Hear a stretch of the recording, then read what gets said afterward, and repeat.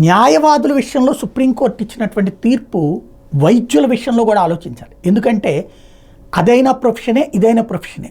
అందులో ఉద్దేశపూర్వకంగా ఎవరికి అన్యాయం చేయాలని కోరుకోరు. పొరపాటున లేకపోతే కనుక అవతల ఉన్న వాళ్ళ కండిషన్ని బట్టి వైద్యులు వాళ్ళని బ్రతికించాలని చూస్తారు. కానీ ప్రాణాలు కోల్పోయినా లేకపోతే వాళ్ళు అక్కడ ఉన్నటువంటి పేషెంట్లు బెదిరించడానికి, పేషెంట్ల తరపు బంధువులు బ్లాక్మెయిల్ చేయడానికి బిల్లుని చనిపోయిన తర్వాత బిల్లుని తప్పించుకోవడం కోసం అంటూ వైద్యశాలల మీద కంప్లైంట్లు పెట్టి బ్లాక్మెయిల్ చేస్తున్నటువంటి ధోరణి నడుస్తూ ఉంటుంది.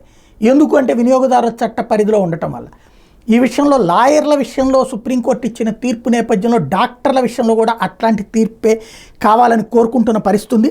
వైద్య వృత్తిని వినియోగదారుల పరిరక్షణ చట్టం పరిధిలో చేరుస్తూ 1995లో ఇచ్చిన తీర్పును పునఃసమీక్షించాల్సిన అవసరం ఉంది సుప్రీంకోర్టు ధర్మాసనం అభిప్రాయపడింది. Indian medical association versus VP Shantha కేసులో సుప్రీంకోర్టు 1995లో ఈ తీర్పు ఇచ్చింది.